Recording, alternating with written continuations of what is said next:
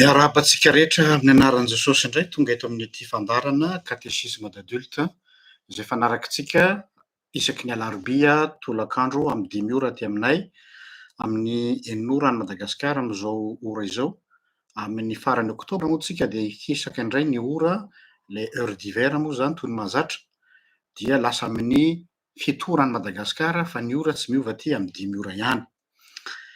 Tamin'ny herintsika tsy nisy fandarana satria efa averina foana hoe prioritaire ny asam-piangonana, mampiasa am-piangonana ny tena dia loha laharana foana ny an'ny fiangonana, ka de zay tsy nahafahako noho ny raharaha maro zay mifanindry, ka rehefa tsy misy zavatra mifanindry dia misy ny fandarantsika. Noho zany tsy tokony hikorapaka tsika na ny dinidiniky ny mpianakavy zany na ny tsetsatsetsatry zany na ny katesisme d'adulte. Ny avy tokana ihany moa no maningana satria amin'ny maraina iny ka tsy misy fotoana vonjena midilo sauf indraindray mety misy cas exceptionnel, fa matetika moa dia misy misy manolo foana.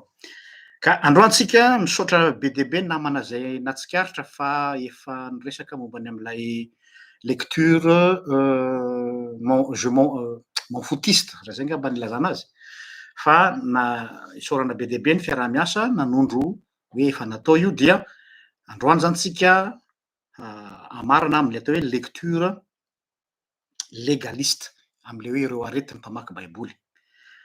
Noho zany aorianan'ity andiham-pampianarana ny amin'ny aretin'ny mpamaky baiboly ity dia hiroso amin'ny lohahevitra hafa tsika zay nangatahanareo ihany, de nisy nangataka ataony amin'ny resaka secte. Ahoana ny atao hoe secte sy manodidina ny amin'izany atao hoe secte izany. Dia izay zany no lesontsika amin'ny heriny raha sitrapon'Andriamanitra ka tsy misy zavatra mifanindry. Mialoha ny hanomboantsika ny fotoana dia andesika hametraka izao fotoana izao eo am-pelatanan'Andriamanitra, izy ilay mpampianatra mahay ary tompony ny fahalalana, tompony ny tenin'Andriamanitra no hametraka ny teny eo am-bava. Alohan'izany dia hiaraka hira isika amin'ny firano amin'ny FFPM lalana faha 150 ny teny sy ny fanahinao, sady eo am-piandrasana ireo namana zay mbola tavaela any aorinany.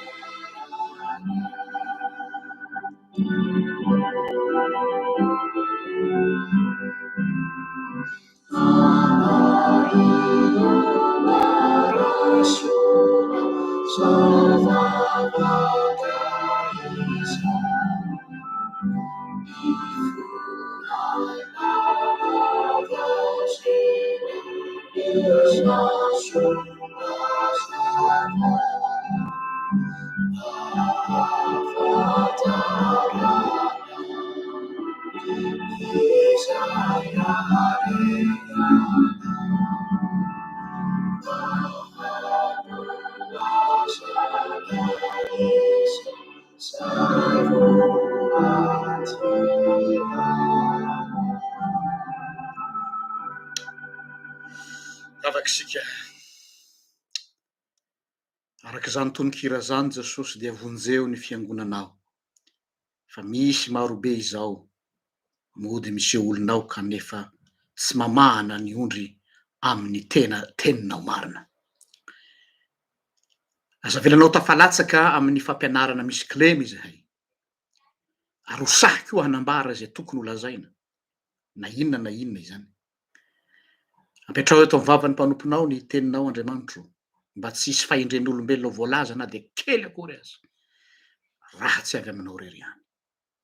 Ampianara fa vonona ny henonao zahay. Amen.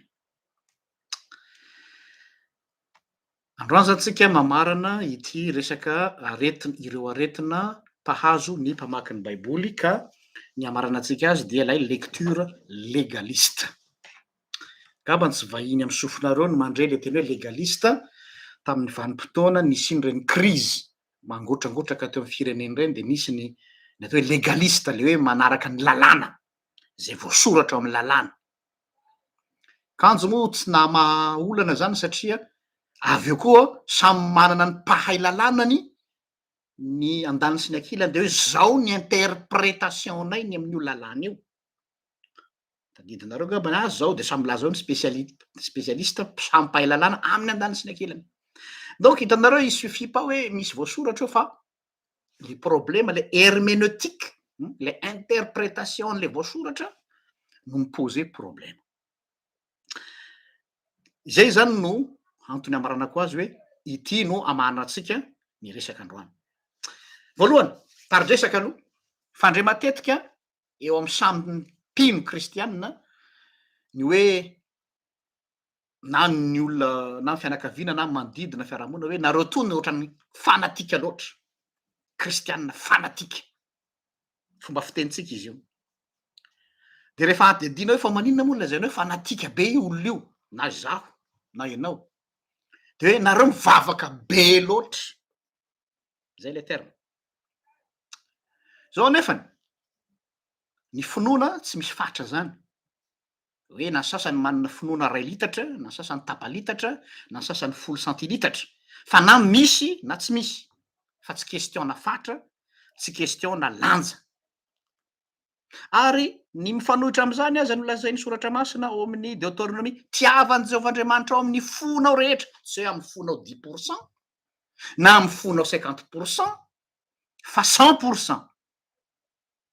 Donc zany raha ny marina ny mpanaradian'Andriamanitra, ny mpanaradian'i Jesosy dia tsy misy sympathisant ary tsy misy militant fa na ianao miaraka aminy na ianao manohitra azy. Tsy ohatran'ny any amin'ny parti politique io, misy ny sympathisant, misy ny militant.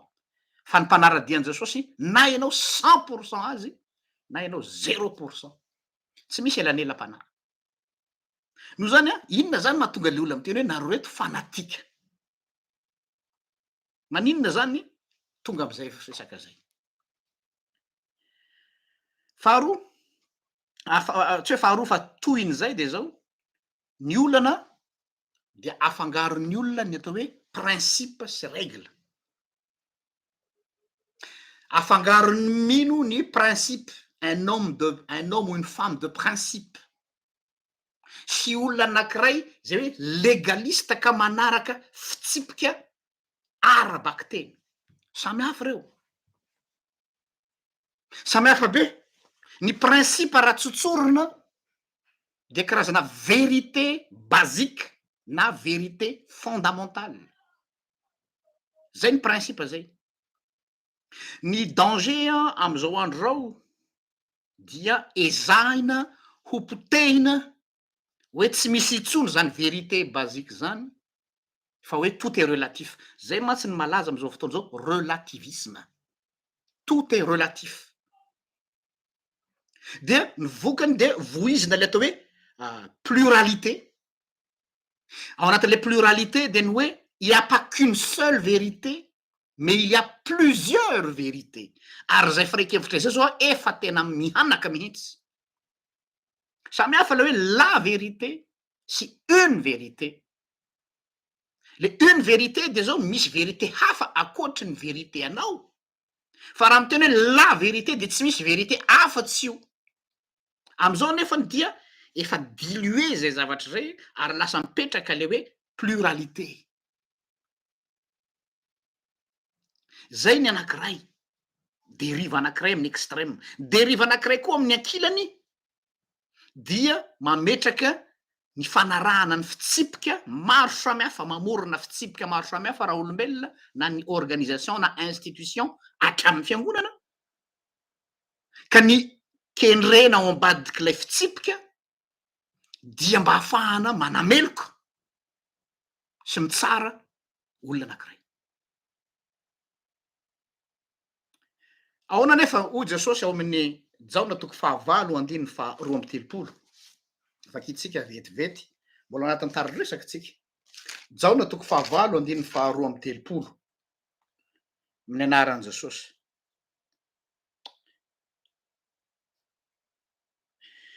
dia ka ho fantatrareo ny marina ary ny marina hahafaka anareo tsy ho andevo amin'ny teny frantsay izy de zao hoe la vérité vous rendra libre zay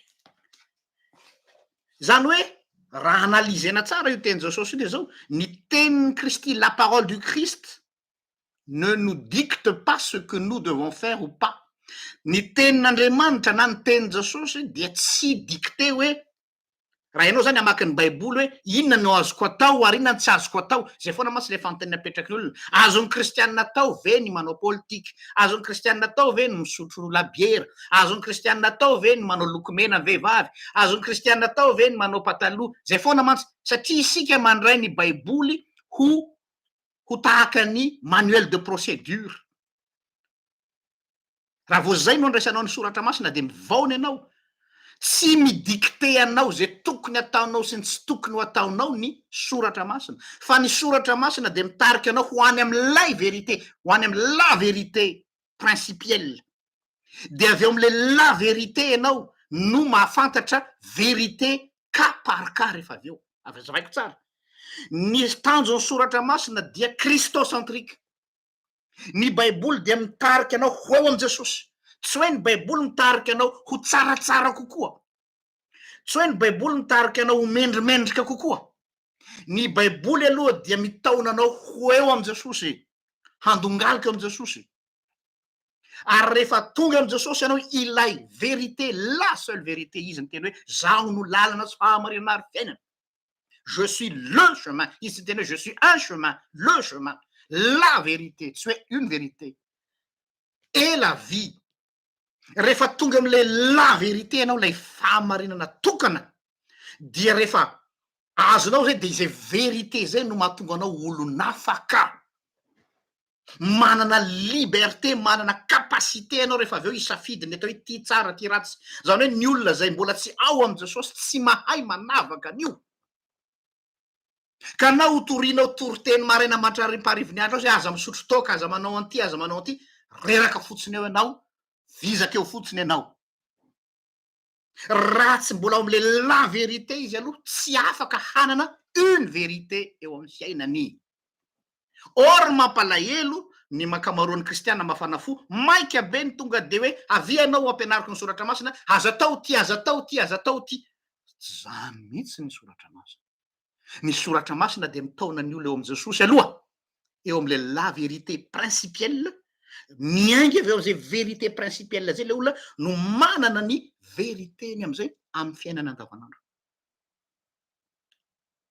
zay no anananao capacité afaka midistingue afaka manavaka tsara ny zavatra rehetra base zay zavatra zay alohany hidirantsika am'izay amin'ny problématika matetika miseho eo amin'ny famakina ny soratra masina ina ny olana angeza be amin'ity lecture légaliste ty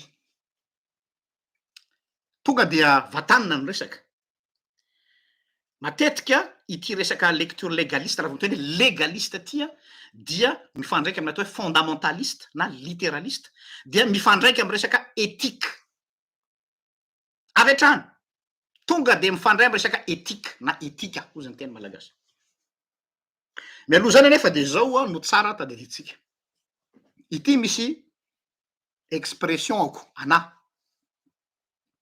contre une vérité za tsy miteny hoe contre la vérité avao tsara manomboka androany rehefa miteny hoe la vérité tsika de c'est la personne du Christ la vérité tsy misy afa tsy misy vérité anakiroa telo sy efatra vérité ray ihany de jesosy fa rehefa miteny hoe contre une vérité dia aty amin'ny comportemental am'izay fotoana zay fa raha miteny hoe la vérité dia personne no ambadiky de Kristy fa raha miteny hoe une vérité de resaka comportemental verina am'izay am'le expression contre une vérité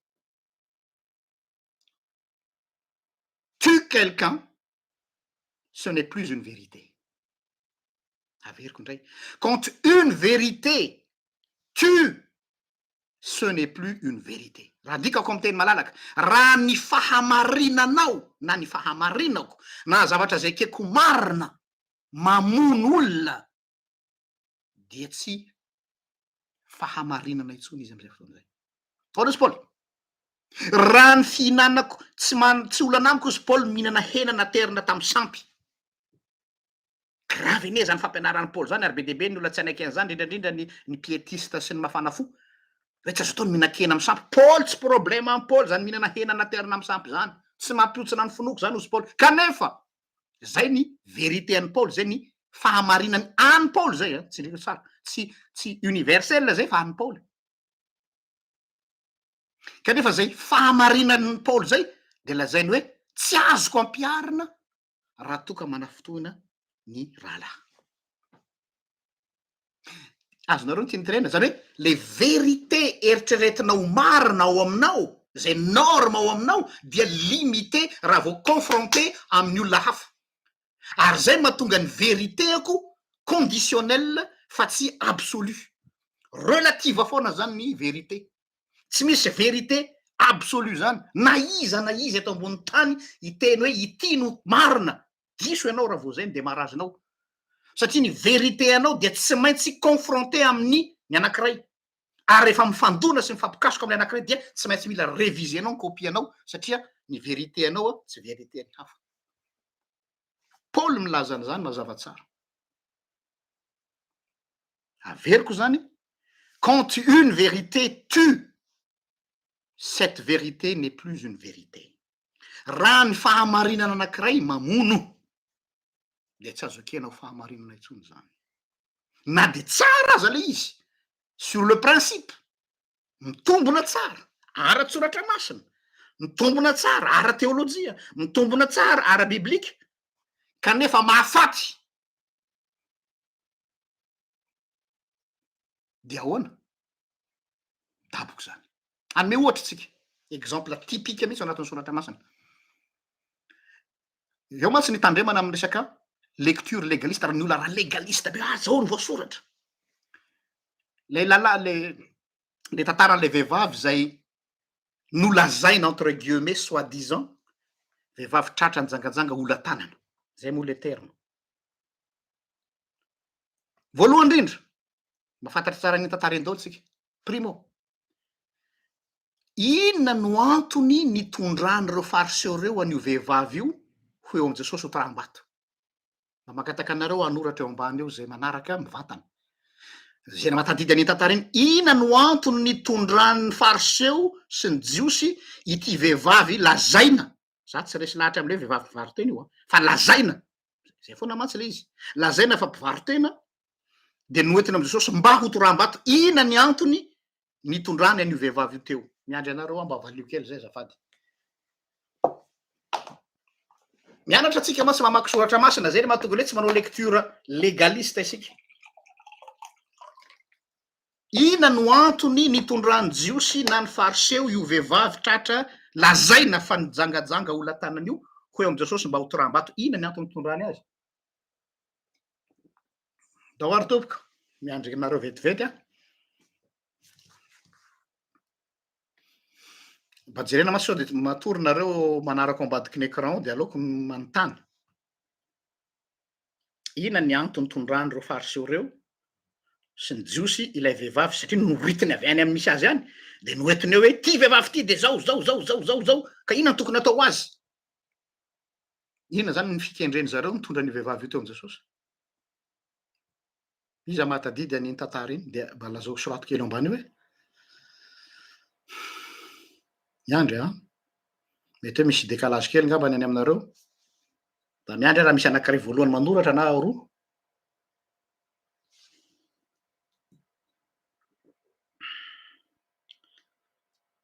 Ao ve tsika eo? Iza hanatoetra an' Jesosy zany hoe hamandrika an' Jesosy. Eo a, zany hoe le intention no tonga de fa faussé. Vao lay intention fotsiny, l'intention est déjà mauvaise dès le départ. Nefany a mampiasa soratra masina ny fariseo hanameloana an'lay vehivavy.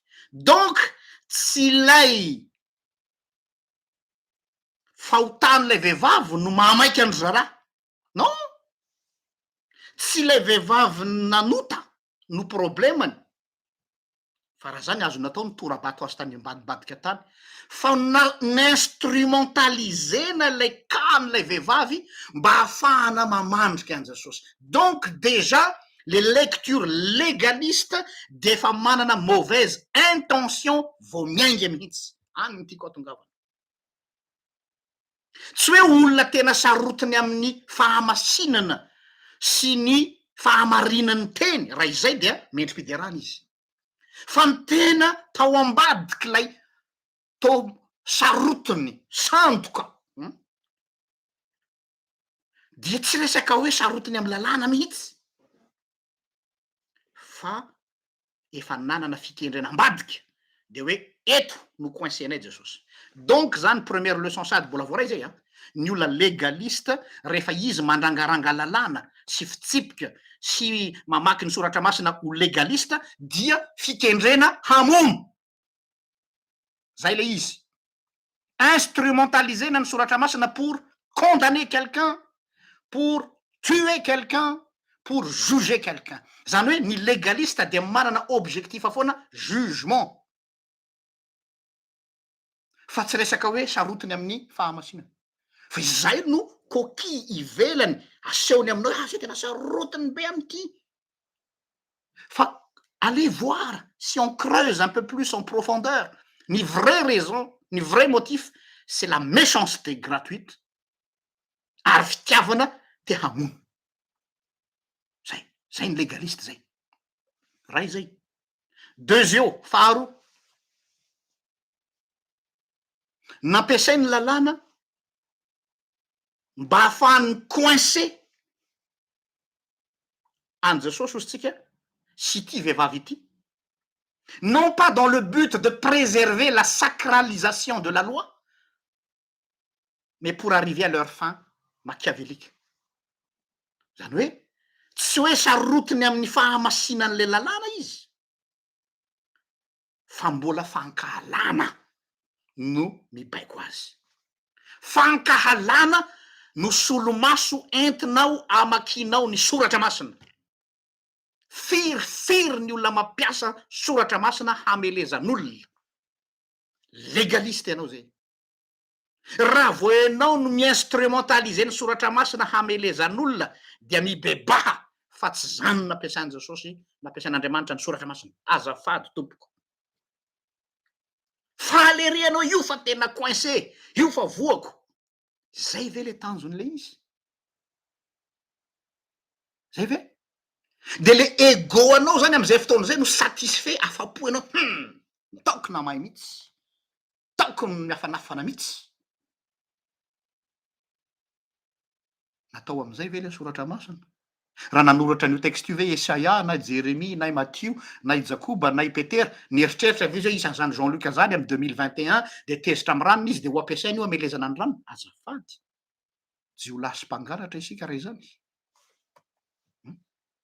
Mpanao ankeriny, mpisavoka ny soratra masina, hampiasana amin'ny sitrapon'ny tenako. Io ny aretin'ny legalista faharoa rehefa mamaky ny soratra masina. Tertio, fahatelo. Mauvaise foi. Le mauvaise foi mitarika azy hamadika ny soratra masina. Eo ny tena zava-doza. Novany reto fariseo reto ny soratra masina. Satria inona ny mahatonga am'teny novany? Voasoratra amy lalàna de zao. Raha misy olona tratra mijangajanga ola-tanana araky ny lalàna atao amin'ny testameta taloha, dia miaraka toram-bato izy roa sur la place publique. Ny mahagaga nefa eto de le vehivavy rery no eo. Le vehivavy rery no eo. Io mahatonga Jesosy am'teny hoe izay tsy nanota taminareo aoka ny torabato azy voalohany. Iny aza raisina am'le hoe anka tsisy tanteraka ka tsy sahy torabato. Non, tsy any mihitsy. Fa ny teny Jesosy lazainy amin'iny hoe zay tsy nanota taminareo, zany hoe raha tsy nandika ny fitsipika ianareo de mahazo mitoraka azy. Nandika reo matoa Jesosy ny tena zany, ary zay nahatonga ny fariseo tsy sanany ray aza nitoraka. Satria fantatra zareo tsara, en âme et conscience, et ils savent bien la loi. Fa raha vao misy an'izany de tsy maintsy hoentina toram-bato izy roa. Donc efa ny manipule, nalaina zany le soratra masina de ny manipulena de namboarina arak'izay mapety azy de novana. Io le ota niteneny Jesosy eto. De niala tsirairay, izy le hoe fialan'ny josy ozy ny fitenenana. Matetika ny olona legalista de olona matetika olona frustré. Matetika olona frustré. Tratran'ny frustration psychologique, spirituelle, corporelle koa. Ohatra faharoa, am'le hoe ahoana ny famaky ny olona legalista ny lalàna ny soratra masina. Le tantara, lay fanoarana le resaka momba ny am'lay fanatitra, le hoe korbana. Ozy Jesosy hoe nareo ozy izy mampianatra ny olona nanome tsiny ny fariseo izy sy ny mpanoran-dalàna. Hoe misy olona tokony hanao fanatitra, misy le fanatitra amin'ny jiosy le atao hoe korbana, le korbana, ianao zany a de fa manokana hoe ity fanatitra ty de tsy azo kitihana fa efa natokana hanaovana fanatitra any amy tempoly. Na fanatitra ho an'ny mpisorony io na inona efa natokana. De iny natokana iny no atao hoe korbana. Ianao zany zao raha ohatra anao rakitra amy lahady, tsy hoe rehefa tonga ny culte zay anao vao misavasava paosy sy any poketra hoe misy vola ve aty, de iny no ataonao rakitra. Fa le ny atao hoe fanatitra korbana dia efa nomaninao mialoha hoe tia atokako hanaovako fanatitra. Zay le korbana zany. Ripetsara vialatsy ozy Jesosy manao ny fariseo. Nareo zy mampianatra ny olona hoe ny fanatitra no zava-dehibe, ka na misy marary mafy aza ozy izy ny ray aman-dreninareo.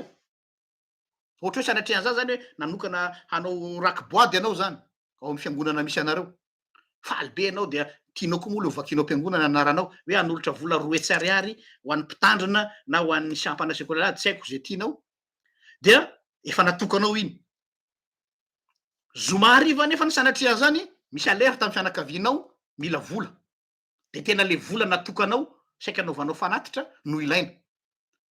De nareo ozy Jesosy sa mampianatra ny olona hoe tsy azo kitihana iny fanatitra iny fanatitra iny fa efa korbana. Zay le izy. Efa natokana ho an'Andriamanitra. zay mampiatsara velatsy anareo Jesosy. Ny tena fanatitra tsara de maninona tsy nivonjena aloha le marary. Nefa ray aman-dreninareo miteraka anareo. Mipotserina Jesosy ny vahiny. Zay le legalista. Satria ny legalista de hoe voasoratra amy lalàna izay fanatitra efa voatokana tsy azo kitiana mihitsy. De nefa ny eto misy olona marary mafy. Mila tsaboana. De le vola natokanao io mihitsy no mahavita le izy. De hozy anao hoe ka ty efa nataoko fanatitra any am-piangonana. De hozy Jesosy hoe mpiatsara velatsy anao. Zay nataony tamin'ny fariseo eto. Hitanareo le lecture an'le lalàna. Eto zany no tena ahitana misongadina tsara le hoe les différences, ny fahasamihafana atao hoe principe sy ny règle.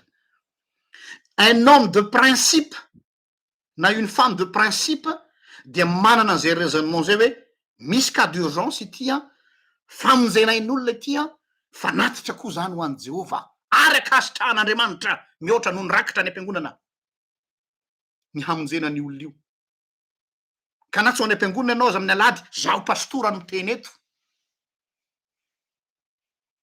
Fa hamonjenao an'io marary io, izany ny fanompoam-pivavahana tian'Andriamanitra. Fa tsy iny anao hiatsara velatsy any am-piangonana hoe ty zay mianakavy hanao fanatitra, hanao rakim-pisaorana 1,500,000 dia jilajila anao mason'ny mpiangona fa mahavita be. Ny havanao nefany maty any amin'ny hôpitaly, any amin'ny urgence, de hoe ka zay nanompo an' Jesosy fa avelao ny maty andevona ny maty ao aminy. Zany ny vavan'ny olona sasany indray. Un homme de principe mandeha amin'ny principe izy hoe inona ny principe? Les vérités, la vérité, Jesosy. Raha Jesosy no antaninao hoe inona no mety ampiasako an'ity vola ty am'izao ora sy taona zao, tonga de tsy misalasala Jesosy andana tsaboy marary io. Izy aza ny teny raha manalailo amy rahalanao ianao ka tsaronao fa apetrao eo no fanatitrao de mandehana miavana aminy. Zany hoe ny tenenina am'zany, c'est pas important ny andehananao any na de zay raha zava-dehibe io fa ity. Zay ny olona, zany ny atao hoe quelqu'un manana principe de vie. Tsy olona botoro.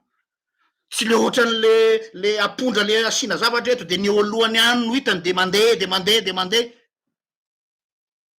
Fa nomen'Andriamanitra saina andinika. Fa ny olona manaraka ny règle fotsiny de zay lazaina azy. À gauche de à gauche, à droite de à droite, à gauche de à gauche, mandogalika de mandogalika. Tsy mirefleshira tsony, tsy mieritreritra tsony. Fanoarana anankiray fahatelo, lecture ny lalàna amin'ny olona legalista sy ny olona homme de principe. Raha misy olona hozy Jesosy manana ondry latsaka ao anaty fatsakana, haitsika iny fa ho azavaiko aminareo eto fa be deabe ny tsy mahazo an'iny. Iza aminareo fariseo reo zany sabata no tsy andeha haka an'ilay ondry latsaka ao anaty fatsakana, iza? Ny antony de tsotra. Any Palestina ny fatsakana dia sarobidy ohatrany any atsimo, tany sarodrano Palestina, tany maintany misy faminina. Saropady ny lavadrano ka raha vao misy biby maty ao de tonga de condamné iny poy iny dia maty ny ray tanàna satria eo daholo ny matsaka ny ray tanàna. Tsy le ondry maty no problema. Eo madiso an'ny olona namaky an'iny fiteny Jesosy iny. Le ka tsy maintsy vonjena le ondry fa maty. Tsy any, azadino mipetraka amin'ny contexte atsika ny olona tany Palestina manana ondry be deabe, donc c'est pas une perte raha very ondry anankiray zany izy. Manana ondry hatramin'ny arivony izy. Fa le tiany Jesosy atongavana de zao, tsy maintsy ataonao ny manala n'iny ondry maty iny eo no eo satria raha maty eo iny dia lo, dia lasa simba le fatsakana, de condamné le fatsakana, ary rehefa condamné le fatsakana de tsy afaka ny atsaka eo itsony ny ray tanàna de maty.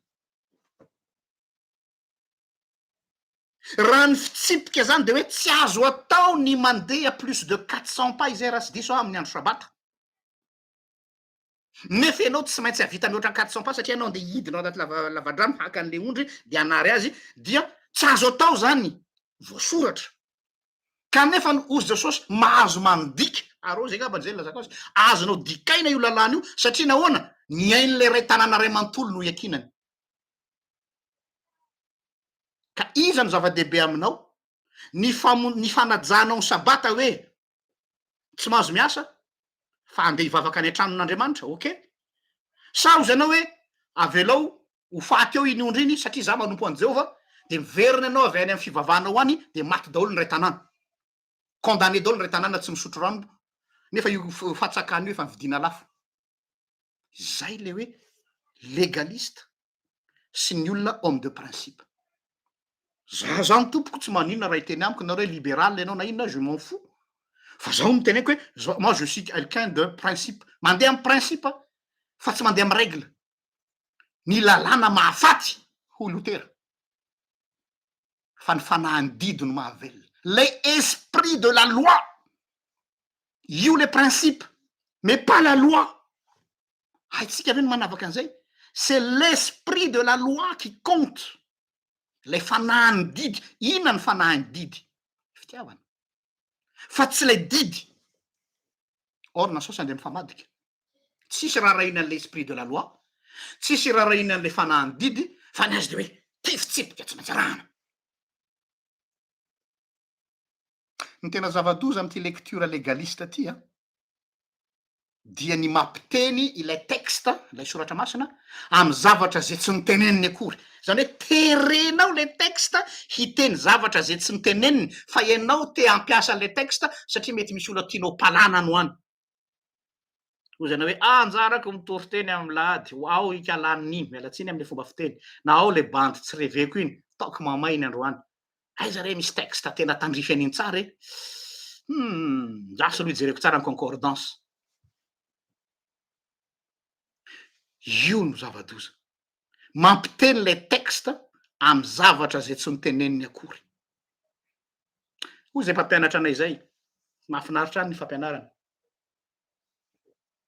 Nampianatra anay izy amy lafiny exégèse, fanaovana heviteny. Il faut respecter le silence de la Bible. Averiko ny raha ny teniny. Il faut respecter le silence de la Bible. Zany hoe ahoana moa filazany? Aza mampiteny ny zavatra zay tsy lazainy soratra masina. Moatsy zany ve ny aretin'ny fariseo? Nanao interprétation ny lalàna izy, de ny interprétation ny lalàna nataon'ny fariseo niteraka lalàna 613 lois. Ny fariseo ne lasa namorona lalàna 350 miainga avy amy didifolo e. Le lalàna 350 interprétation le didifolo. Ary ty ny tena mbola zava-doza pila lavitra noho zay. Ireo interprétation ny lalàna ny fariseo reo no lasa lalàna fototra. Ary rehefa lasa lalàna fototra de adiny le loi cadre, de lasa iny loi interprétation de loi iny no mivadika ho loi de base. Io na tonga Jesosy miteny hoe nareo mampianatra fa izao kosa. Matoa Jesosy miteny an'iny tsy hoe Jesosy mamorona fampianarana vaovao, fa Jesosy mamerina azy ireo am'ilay voasoratra voalohany fa tsy am'ilay interprétation an zareo. Fa tena zany mihitsy ene no zavatra miseho am'izao fotoana zao eo anivon'ny fiangonana e. Foronitsika daholo zao karazana fitsipika sy lalàna hafahafa zao, de loi bancale. Tonga amiteny Jesosy hoe nareo tsy miditra ny fanjakan'Andriamanitra ary ny olona sakana nareo tsy hiditra. Lalàna na foronina sur mesure mba hafahana manao mainmise am'le olona. Ary ny mampalahelo de ty, tsy fantatry ny olona akory le pourquoi de la chose, ozy ny vazaha. Ohatra hoe zao hony ny fitsipika tsy azo atao hony zao e, ohatra. Tsy fantany akory hoe inona mba argumente eo, ina moa ny antony tsy azo anaovana an'le izy. Tsy haiko fa zany hony ny fanaoko. Zay ny fandreantsika. Zany hony ny fanaoko. Fa ngainao tsy nomen'Andriamanitra saina. Maninona tsika tsy manana kolotsaina na culture hoe mba hanantany hoe fa inona ny base théologique na biblika tsy azo anaovana an'io. Ka zay ho ny fanao de zay no atao. Isa mampalahelo Izany fanao zany de tsy hafa fa mitovy am'le tenin'ny théolojiana hoe tsy manao exégèse le exégèse zany atanao rehefa mamaky soratra masina ianao, ny atao hoe exégèse de zao ianao zany manatsoka ny hevitry lay mpanoratra, tsy hevitrao, tsy hevitry raha manatombotso Jean Luc, inona no hevitry lay mpanoratra, zay no asanao mamaky soratra masina manao exégèse, le ex zany manala avy tao alainao avy eo izy de batainao ho anao. Fa ny nataony maro de lasa manao exogèse, le ezo de zao mampiditra, zany hoe tsy le hevitry le mpanoratra no trandrahany fa ny heviny atsofony ao anatin'le voasoratra de ampiny le voasoratra. Io le olona tsy mirespekte le silence de la Bible fa lasa mampiteny zay zavatra tsy tokony ho teneniny. Ray zay. Anankiray ihany koa zavatra lehibe anankiray capital aza dinoinao fa io lalàn'Andriamanitra io na io tenin'Andriamanitra io zay vakinao io, inona moa filaza azy, tenin'Andriamanitra na hoe la loi de Dieu na hoe lalàn'Andriamanitra. Jereo tsara zay fiteny zay, la loi de Dieu na ny tenin'Andriamanitra. Dikan'izay io lalàna io dia mifamatotra am'ilay olona nanome azy. Raha ataoko amy teny frantsay izy de hoe la loi prend toute son essence en Dieu qui l'a donné. Matoa zany io lalàna io misy dikany de satria Andriamanitra nanome azy. Zany hoe tsy azonao sarahana amin'Andriamanitra ilay lalàna. Misy dikany mahatonga amy teny an'izay. Ny olana nefa de zao, ny légaliste, rehefa mamaky soratra masina izy, rehefa mamaky ny lalàn'Andriamanitra izy, de tena sarahany amin'Andriamanitra le lalàna fa hoe ka izao no lalàna. Fa adinony hoe iza moa nanome an'le lalàna e? Iza no tompon'le lalàna? Sao de enao ndray tonga am'le tenin'ny vazaha le hoe enao ndray no miseho katolika alohan'ny papa. De avadiko ndray enao ndray no miseho mpino Andriamanitra. Ka enao no miseho manana ny explication absolue. Tsy anao io. Misy tompony io. Ary inona ny kendren'ny tompony nanomezana an'io lalàna io? Inona ny kendren'Andriamanitra nanomezana ny lalàna? Rehefa nivoaka avy tany amy tany Egipta ny zanak'Israely de tonga teo amin'ny tany tendrombohitry Sinay de olona afaka nomena ny didy folo tompoko fa tsy olona voafatotra. Nomena ny didy folo mba hiarovana izay fahafahany zanak'Israely zay. Zany hoe misy fitiavana, ny esprit de la loi fitiavana. Matoa asiana ny lalàna hoe code de la route de satria fitiavana anao mba tsy haratra, fitiavana anao mba tsy ho accident, fitiavana anao mba tsy ho faty, de asiana ny code de la route. Fa tsy hoe velesina amy code de la route ianao, asa raha azonareo ny tiako atongavana. Zany hoe le esprit an'le lalàna dia ho fiarovana ny aina. Averiko, ny esprit an'ny lalàna dia ho fiarovana na lalàm-panjakana io, na lalàm-piangonana io, na lalàn'ny soratra masina io, toute loi, ny esprit an'ny loi de ho fiarovana ny ain'ny olona, ho fiarovana ny olona. Raha vo lalàna tsy miaro ny ain'ny olona de tokony ngotana. Tsika tsy manompo lalàna. Dikan'izay rehefa fantatra hoe iza nanome an'le lalàna, Andriamanitra. Ary maninona Andriamanitra nanome an'izay? Satria tiany ianao.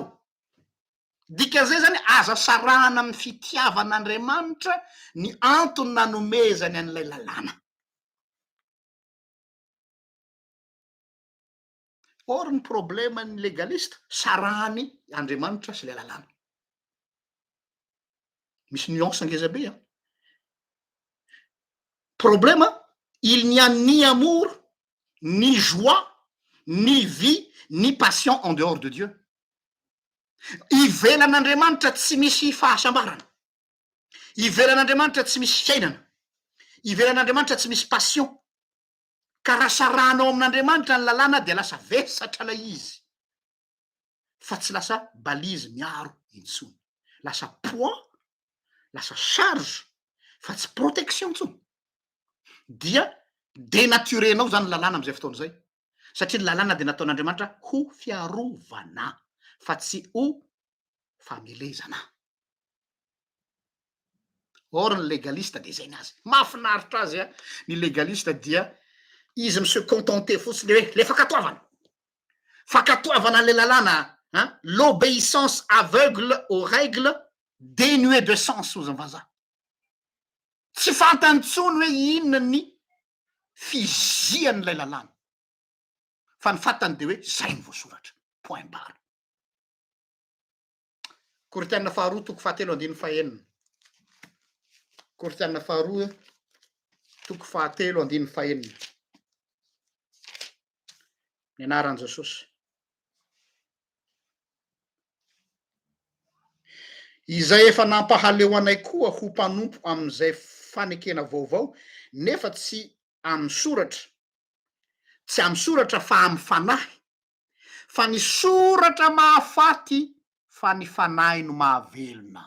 Averiko ity tapany faran'ity. Ny soratra mahafaty. Maheno tsara ve nareo legalista? Ny soratra mahafaty fa ny fanahy ny soratra no mahavelona. Donc rehefa mamaky baiboly ianao, rehefa mamaky soratra masina ianao, trandrao aiza ny fanahin'ilay soratra, aiza l'esprit. Ozy izy zay mpampianatra anay zay hoe raha mamaky baiboly ianao, raha mamaky soratra masina ianao ka tsy niaona amin' Jesosy tao, dia toy ny namaky roman sy namaky polara na film policier fotsiny.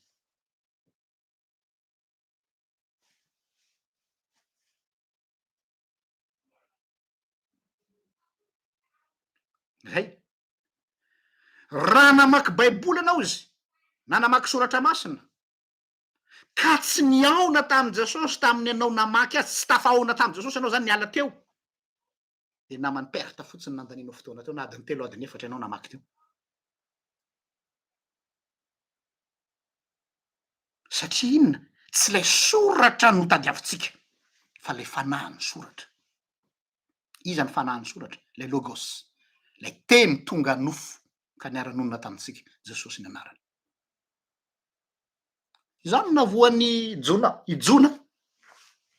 Ijona ne, inona natonga ny jona tsy nety niran'Andriamanitra nakany Ninive? Tsy hoe kamo izy, non, tsy zany mihitsy. Izao tsy nandehanany jona. Andriamanitra zany teny taminy hoe ho aringako Ninive raha tsy mibebaka. Fa izao, nefa de hoe tesin'Andriamanitra, raha ny fahatezan'Andriamanitra zany de hoe tsy alanenina tsony. Fa izao aloha irahako jona, ialanenina aho fa raha mibebaka izy de tsy andringa anazy. Tanareo nan'Andriamanitra, tsy lay lalàna ny mazava-dehibe azy fa le fanahy lalàna, zany hoe mbola tsy niandringa anazy ny mamaika an'Andriamanitra fa ny amonjena azy. De mbola naniraka ny jona izy, ary fantatry jona io plan'Andriamanitra io, tsy hoany satria jona naninona, nanantena izy hoe mamay la isany androany. Naka fitoerana mihitsy masy jona, mijery avy ny lavitra hoe aleoko ohatra nijery spectacle aho, jereko ny fomba andringanan'Andriamanitra Ninive. Fa tsy mety jona ny andeha satria fantany fa hoe io Andriamanitra io mora miova hevitra, raha vao mibebaka ny olona dia tsy andringana izy. De tezitra izy de nandeha nandositra. Zay ny iny. Zay ny toe-tsain'ny legalista mitovy amin'ny toe-tsain'ny jona zay. Mahafinaritra atsika ny mahita an'le olona voasazy. Mahafinaritra atsika ny mahita an'le olona voadaroka. Fa tsy ny hamonjena an'le olona. Rehefa tena zoina ny tsika kristianina, zaho anatin'izany, isika pino raha tsy fanahy anie ny mpivavaka e.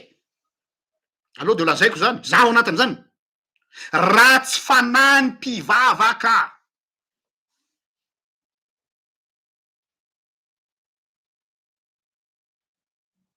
Raha tsy fanahy. Raha tsy resy lahatra ianao de anome ohatra. Le jentilisa ao akaikinao io ohatra, na le mpanompo sampy ao akaikinareo io. Misy loza manjo azy. Tsy mahalala an'Andriamanitra nga? Andriamanitra tsy andry ny hafa androko ihany. Any zany. Falifaly ery anao fa voaka. Saotra anao Andriamanitra ô. Voa mafy le jentilisa ao akaikiko ao. Noporofonao fa za no tena mpanomponao mahatoky. Fa io olona io jentilisa. Zany toetra tsika mpivavaka. mitovy amy jona, maka plasy tsara jona hijery ny fandringanana Ninive. Jerena nefa tsy naringana Ninive, tezitra ny lehilahy. Efa ahoana ary zany? Zay ny problematsika. Zany hoe rehefa tena zoina zany ny légaliste de zao obéissance de façade natsika. Zany hoe makatony tenin'Andriamanitra ianao mba ho tazana ety ivelany amin'ny alalan'ny paraître spirituel. Am'izay afa-po le orgueil spirituel anao fa tsy paramoro an'Andriamanitra nanaovanao zany. Tsy paramoro. Eny tompoko, misy olona tena mahatanteraka ny lalàn'Andriamanitra tsakany sy andavany fa par orgueil, pour le paraître, mba hiseho amin'ny olona izy fa izy no tena mpivavaka. Dia am'izay afa-po lay orgueil mampanota azy fa tsy tena fitiavany an'Andriamanitra lalipaka. Misy io ary kikiso tsara ny ao anatinao fa mety ho tratran'izany ianao, za koa tratran'izany. Matoa sain'i Jesosy ho enao androany. Inona no mahatonga anao matimaty amin'ny fankatoavana ny tenin'Andriamanitra io? Tena fitiavana an' Jesosy ve? Sa hanaovanao démonstration ny fankatoavanao amin'ny olona hoe raha olona jereo fa tiako Andriamanitra. T'as pas besoin de monter sur le toit pour crier que tu aimes Dieu.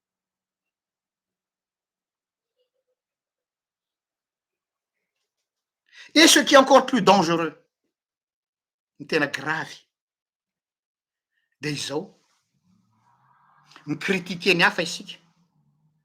Satria nahoana? On veut imposer nos propres codes. Zany hoe te hametraka ianao hoe ny codeko, ny fomba fanaoko no tiako imposena amy rehetra. Mes propres codes. De iny code ohatra hoe code vestimentaire, hoe zany kristiana zany zao no tokony fitafiny. Zany kristiana zany zao no tokony fiteniny. Zany hoe ataonao sur mesure aminao. Ianao zany mijerenao fitaratra. Raha olona izao ny sitrapon'Andriamanitra, de mba mihaino anao zany le vahoaka mandady arina. Fa rehefa tena gratenao ambadiky le izy, ianao no avoakanao amin'ny olona hoe manaova tahaka zany référence, zany exemple. Zany hoe le code nao, code vestimentaire, code de langage, code comportemental, code zay tianao rehetrarehetra, iny code nao iny lasa avadika ho norme ary sacralisenao, de iny no lazainao hoe ity ozy Andriamanitra no tokony ho arahany. Ça c'est un péché. Tena fahotana. Satria tu deviens un manipulateur ou une manipulatrice. Ny codenao no tianao ho imposenao amin'ny hafa ho lasa norme. Ary rehefa lasa norme dia sacralisenao le izy satria mila masinina mba hahatonga ny olona hoe zay tokoa moa zany no tokony ho atao satria zay no teny dadapasy. Zava-doza. Ary ny ankamaroantsika, on utilise la Bible pour tuer, pour assassiner les gens. Misy lehilahy anankiray malaza nanao ohatr'izany, izy ny anarany Paoly apôstôly, tam'izy mbola Saoly. Zany lehilahy zany nafanafona nendrika ny kristianina. Inona ny tao anatin'ny sainy? Tsy hoe izy hala ny kristianina, tsy resaka fankalana nanaovan'ny Paoly an'izany tam'izy mbola tsy nahalala. Fa izao niseho izy ho protecteur de l'église. Niseho izy protecteur ny fivavahana marina. Satria izy hoe ny fivavahana jodaïsta ihany no izy. De donc tsy maintsy arovana ny fivavahana jodaïsta coûte que coûte, et tous les moyens sont possibles. Hatramy mamono ny kristianina aza ho ataoko izy Paoly satria iarovako ilay marina heveriko marina. Mba transposeo kely ange zay tantaran'ny Paoly zay amitsika. Misy an'izany ve am'izao andro zao? Misy an'izany ve ao anivan'ny fiangonana? Tena misy. on se cache derrière an'le hoe zaho miaro ny fiangonana, zaho miaro ny marina, zaho miaro ny fahamarinana, noho izany satria zaho miaro an'io de manana zo aho hamono anao satria ianao mpanota.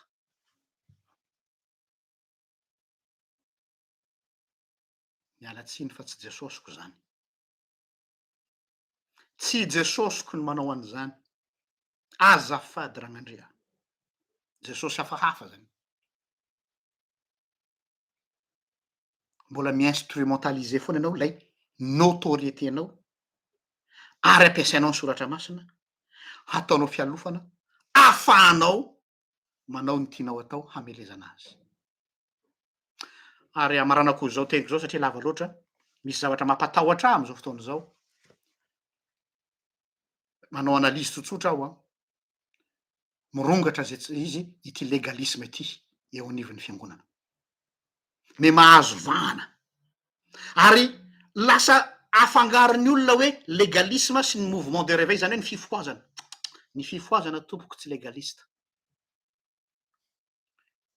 Ny fifoazana tsy legalista. Satria ny vrai fifoazana, satria masy misy misandoka ho fifoazana zao. Ny vrai fifoazana de zao mitaona ny olona eo am' Jesosy. De rehefa tonga am' Jesosy izy de mibebaka.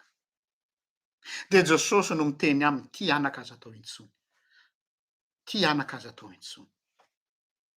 Fa ny fifoazana sandoka, ny fifoazana sandoka de izao miseho sarotiny izy amy fahamasinana sy ny fitsipika sy ny lalàna, de izy no maka an'toeran'i Jesosy hoe ity sy ty sy ty sy ty sy ty tsy azonao atao.